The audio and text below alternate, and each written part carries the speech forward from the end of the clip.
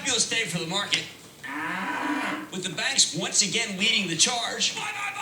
I think we need to focus on some of the winners that aren't getting as much attention as they deserve. Everybody knows that the Trump rally's been all about the banks, Trump stock, the oils, Trump stock, the industrials. Trump stock. At the same time, there's a widespread perception that technology has been taking a back seat. Not to Trump stock. With the exception of some red-hot, high-profile semiconductor names, like the NVIDIA that we talk about all the time. But if you knew where to look, there are plenty of strong tech stocks that just aren't getting enough respect in this market. That's why tonight I want to introduce you to, I think, the best technology company you have never heard of. It's a company called Autodesk, ADSK. It's a developer of software for people who make things. Specifically, Autodesk design software is used for architecture, engineering, construction, manufacturing, and even the entertainment industry. They're the king of computer-aided design, or CAD for short. They help other businesses plan and design everything from high-performance cars to skyscrapers to smartphones to movies. Now, I don't want to make it sound like I just stumbled upon this story. I've been watching it go up, trying to figure out when to do this piece. I finally just gave up and said I got to do it. Autodesk has been en fuego. It's up more than 70% for the past year, rallying nearly 25% in the last 3 months, in part because it's levered to so many of these end markets that investors expect will benefit from the Trump economic agenda. Trump stock. Think about it. Construction and manufacturing software, it's a Trump tech stock. Got to get a new button. And Autodesk is not some new company either. These guys have been public since 1985. Although it kind of didn't do much during the first 18 years. It wasn't until 2004 that this company started rocketing higher, climbing from $12 at the end of 2003 up to the low 50s by the end of 2007. But then, like so many others, it got slammed during the Great Recession, tumbling back to below $12 at the generational bottom in March of 2009. Since then, Autodesk has been working its way higher in fits and starts. There have been a couple of stumbles along the way where it seemed to go out of style, but it always comes back. The stock's now trading at $84. It's become a permanent resident, a denizen even, on the new high list. And most important, I think this baby's got a lot more room to run. Autodesk should be a household name. But because consumer-oriented design software only makes up a small part of its business, I've actually used the consumer part, it's great. It gets a lot less attention than companies like, say, Adobe, a big holding of my charitable trust, which you can follow along at actionalertsplus.com, that has genuine brand visibility. Everyone knows Adobe. What makes me so enthusiastic about Autodesk, though? For starters, if you want to understand the stock's recent outperformance, you really only need to know one thing. Autodesk has switched from an old-school licensing model where they charge customers lots of money up front for a software license to what is bountiful that we love, the subscription model that's become so common thanks to the rise of the cloud and the software as a service industry. Back in October of 2014, Autodesk held an analyst day where management said they were phasing out the sale of perpetual software licenses over the following 2 years as they transitioned to a subscription business model. Adobe did the same thing, by the way, where you keep paying for the right to use their platform month after month. And look, this was not an easy transition. You know, for the next year and a half, the stock languished because the company was sacrificing a lot of money up front in order to generate even more recurring revenue down the line. But now it seems like they've gotten the hang of it, which is why this stock has been unstoppable since last summer. The transition still isn't finished.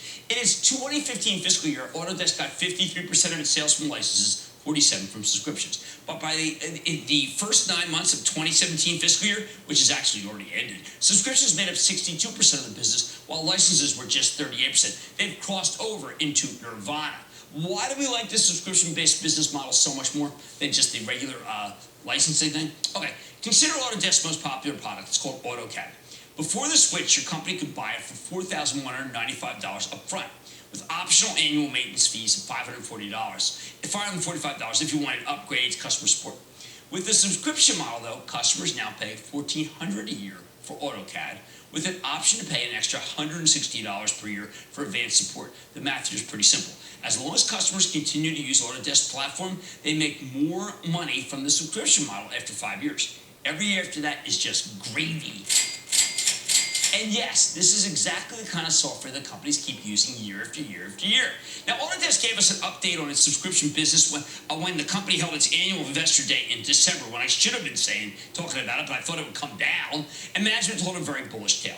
Autodesk believes its software business can expand at a 24% compound annual rate from 2016 to 2020. There are not many that are in that boat.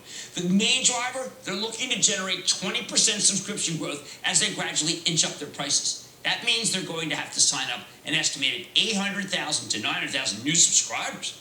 Now, I know that sounds like a lot, but I think the number's achievable. In part because Autodesk has been rolling out a slew of new cloud-based products, which are becoming increasingly popular. They've also got a ton of legacy customers who stopped paying the maintenance fee on their old licensed software, and they're targeting these companies as potential new subscribers. You know what I think the biggest reason I think they can generate these signups? Piracy. Right now, management believes there are roughly 12 million people using pirated copies of Autodesk software, including 4 million who are in developed countries, meaning they can probably afford to pay. To put that figure in perspective, Autodesk has 3 million paying customers. Why so much piracy? Because one, the software is so good, it is really loved, people. And two, it's very expensive.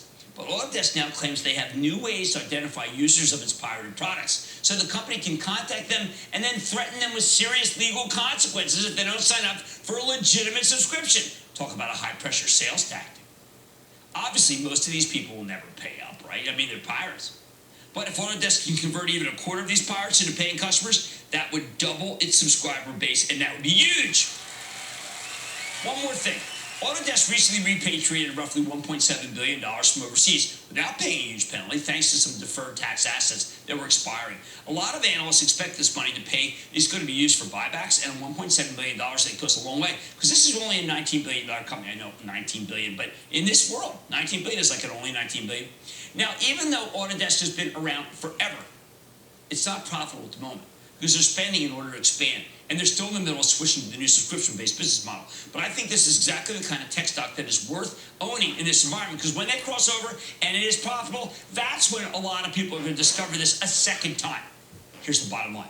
Autodesk is hands down the leader in the computer-aided design space, and thanks to its new business model, I think it's got a lot more room to go higher. Although given how high it's already rallied, you should probably wait for a pullback before pulling the trigger. Or, for the more aggressive view out there, I want you to buy some now.